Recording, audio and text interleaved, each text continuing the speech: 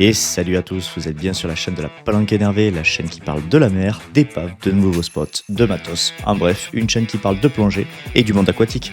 Et aujourd'hui, c'est débriefing des roches de Saint-Christophe. Allez, on lance le générique, c'est parti.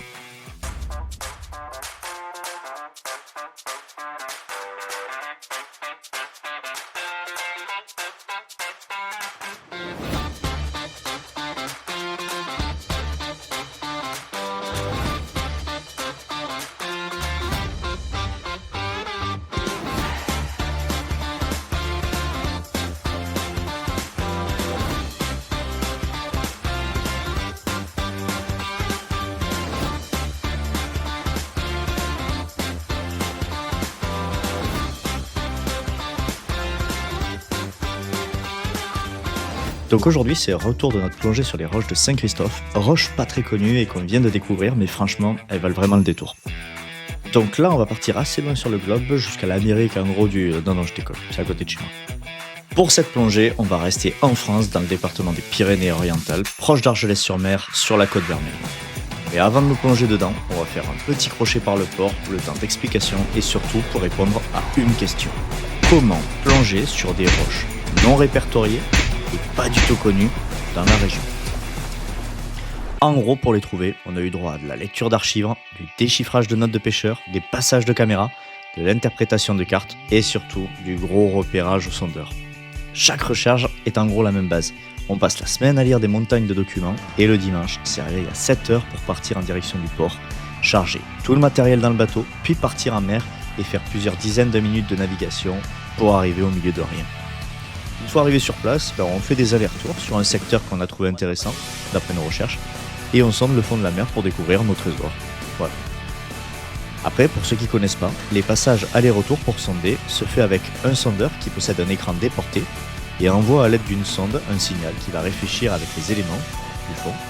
Et en récupérant ce signal, il peut faire une cartographie de la zone en dessous du bateau. Voilà. On pourrait croire que c'est bien et passionnant, mais dans notre cas, le problème, c'est qu'on fait des passages dans de la vase et du sable. Donc le sondeur, il indique rien pendant des heures. Et regarder un électrocardiogramme en fait mort, avec de la houle et rien autour, t'as intérêt d'être sacrément passionné, crois-moi. Surtout qu'à chaque faux espoir, il faut récupérer les coordonnées, y retourner, pour se rendre compte en fait que c'était juste un parasite. Et un parasite, c'est ça. Et ouais, ça arrive beaucoup trop. Mais bon, à la fin quand même, ça vaut le coup parce qu'on peut trouver ça. Et ça, c'est notre premier écho concluant, et je vais vous expliquer un peu ce qu'on voit à l'écran. Sur le côté droit, on peut voir notre échelle pour la profondeur. Là, on est à peu près sur 25 mètres. Et si on regarde le haut de notre écho, on peut voir qu'il fait en gros au maximum 4 mètres environ, ce qui est franchement pas mal. On peut voir aussi, avec la colorimétrie, on peut voir là vraiment avec cette couleur un peu rouge foncé, que la matière est la même sur chaque écho. Donc c'est concluant pour une roche ou bien même ça pourrait être aussi une épave. Là dans ce cas-là, donc c'est bien une roche. Et en plus de ça, on voit que les formes sont vraiment différentes et ça nous dit bien qu'il y a un petit peu de tout, des éboulis ou autre.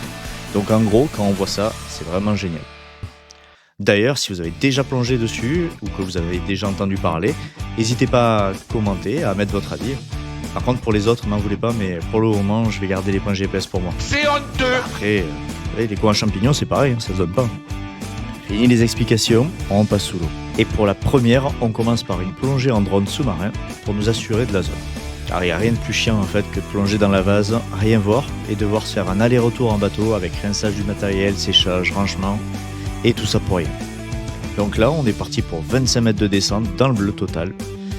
Ouais, dans le bleu vert quoi. Car niveau visibilité chez nous, vaut mieux avoir de la résilience. Alors, grâce à une caméra qui est placée en avant du drone, de phare et surtout d'un compas, on peut diriger en fait le drone et voir un peu tout ce qu'on veut. Et donc là, vous voyez exactement ce qu'on a. Donc chaque fois qu'on fait nos recherches au drone, donc c'est-à-dire du sable en gros. Alors il faut se l'avouer, quand on fait des recherches, donc on est souvent dans ce cas-là, puisque ce qu'on recherche c'est assez petit et pas connu. Donc on se retrouve dans des grosses zones de sable. Voilà. Et là, on a pas mal cherché. Là, vous voyez que ça défile. Parce qu'il y avait énormément de courant et on a eu du mal à maintenir finalement le drone du coup sur un axe. Mais sinon, le classique, c'est qu'on prend un cap, on le maintient du coup sur pas mal de mètres et on fait des zigzags comme ça. Voilà. Normalement, c'est plus simple, mais là, comme j'ai dit, avec le courant, c'était intenable. Mais bon, Là, vous pouvez voir du coup cette image-là. Voilà, exactement celle-là. On l'a trouvée. Bon, là, ça n'est juste une, hein, on va passer sur d'autres images, mais voilà exactement ce qu'on a vu du coup sur le bateau, 25 mètres au-dessus, cette image-là, exactement. On est à présent sur la deuxième plongée du drone, car la précédente s'est finie par un 0 batterie, pile quand on l'a trouvé. Ouais, coup dur. Mais là, c'est la bonne. À première vue, on est sur les parties roches, donc assez petites de nos recherches, qu'on a pu voir au sondeur, parce que là, on voit qu'elles ne dépassent pas 1 mètre. Mais on va voir, ça nous suffit largement pour confirmer qu'elles existent et surtout ce qu'il y a dessus. On peut constater que le drone bouge pas mal, et ça c'est vrai, hein, sur la vidéo ça se voit bien comme il faut, et qu'il y a de nombreux à-coups. Mais il faut savoir que c'est Joe qui pilote le drone, et avec le courant qu'il y avait, et la mer des montées en surface, franchement c'est quand même costaud d'avoir eu ces images, et surtout aussi nettes, donc bien joué à lui.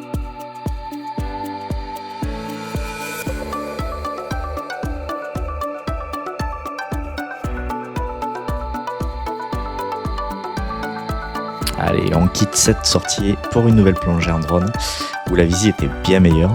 Et grâce à nos recherches et à la compilation de nos données, en fait, on a pu directement mouiller sur la plus grosse roche. Voilà. Et on peut voir directement quand on arrive, voilà par quoi on est accueilli, par une petite langouste. Et grâce à elle et à ces 8000 autres, non j'exagère peut-être un peu, mais honnêtement par rapport à ces 30 ou 40 copines, du coup on a décidé de l'appeler la roche aux langoustes, parce que c'est vraiment une avalanche de langoustes sur cette plongée, hein. C'est vraiment la folie.